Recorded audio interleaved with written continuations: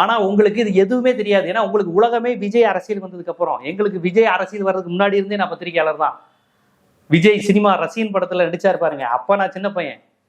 தலைவா கிட்ட மண்டி போட்டு நின்னது, தலைவால ஜெயலலிதா மேட்ட அப்படி மண்டி போட்டு பம்மிக்கிட்டு நின்னார்ல பயந்துக்கிட்டு, நாங்க அப்பயே விஜயோட அரசியல் கணிச்சிட்டோம். அது வரைய மெர்சல் படம் வரைய ரஜினிகாந்த் ரசிகர்னு சொல்லிட்டு ரஜினிகாந்த் படம் தான் எனக்கு கடவுள் மாதிரி பேசிட்டு, பிறந்தா ரஜினிக்கு மகனா பிறக்கணும்லாம் பேசிட்டு, சீமான் கட்சி ஆரம்பிச்சோடனே பயந்துக்கிட்டு ஆள போறான் தமிழ்னு வச்சுக்கிட்டு எம்ஜிஆர் மாதிரி வேஷம் போட்டது. அதனால நீங்க உங்களுக்கு அரசியலுங்கிறது 1 வருஷம் 2 வருஷம் 3 வருஷம் தான். நான் என்னுடைய பத்திரிகை அனுபவம் அதை விட அதிகம். உங்க 3 வருஷத்தோட எனக்கு பத்திரிகை அனுபவம். நான் எல்லா ஊடகங்களையும் நாங்கள் தொடர்ச்சியா பேசிக்கிட்டு தான் வரோம். திமுக அதிமுக கூட்டணி எதனால ஜெயிச்சிச்சு, எதனால தோத்துச்சு, என்னென்ன அலைன்ஸ் வச்சாங்க, 2001 அலைன்ஸ் எப்படி இருந்து எல்லாமே நாங்கள் அனலைஸ் பண்ணி பேசிக்கிட்டு இருக்கேன், பேட்டி கொடுத்துக்கிட்டு இருக்கிறோம். போன சட்டமன்ற தேர்தலுக்கும் இப்படிதான் இருந்தோம், மக்களவை தேர்தலுக்கும் அப்படிதான் இருந்தோம். இந்த சட்டமன்ற தேர்தலில் மட்டும் ஏதோ விஜயை திட்டுறதுக்காண்டியே நக்கீரன் பத்திரிகை நடத்துற மாதிரி, விஜயை திட்டுறதுக்காண்டியே ஜீவாட்டோடைய இருக்கிற மாதிரி, விஜயை திட்டுறதுதான் தன்னுடைய ஒரே லட்சியம்னு கோட்டீஸ்வரன் லட்சியத்தோட இருக்கிற மாதிரி அவங்க ஒரு செய்தியாளர்களா அவங்க கருத்தை வைக்கிறாங்க, அரசியல் விமர்சனங்களை வைக்கிறாங்க.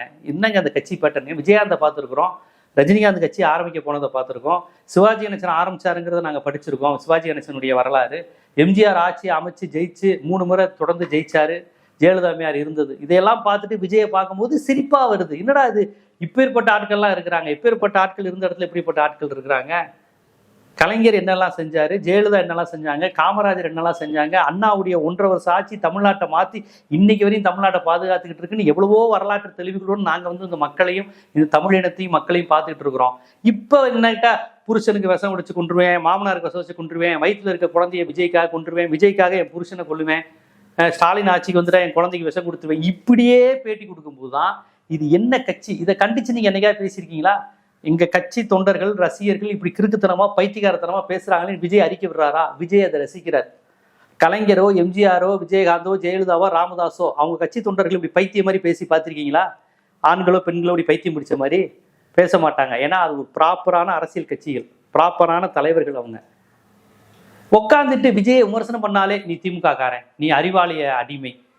விஜயை விமர்சனம் பண்ணா அதுக்கு பதில் சொல்லுங்க. அதை விட்டுட்டு நீ இந்த கட்சியான்னு கேட்டா இது என்ன அர்த்தம்? இன்னைக்கு தொகுதி மறுசீரமைப்புக்கு முதலமைச்சர் ஏற்பாடு பண்றாரு. அப்ப அந்த செய்தியை நம்ம சொல்லிதானே ஆகணும். சொன்னா உடனே திமுக காரன் என்ன அர்த்தம்? அவர் தொகுதி மறுசீரமைப்புங்கிறது திமுக பிரச்சனையா, தமிழ்நாட்டோட பிரச்சனை? அதை முதலமைச்சர் கையில் எடுக்கும் போது அதை செய்தியாக்கி அது குறித்து கருத்து சொன்னா உடனே நீங்க திமுக அடிமையா அப்படின்னு என்ன அர்த்தம்?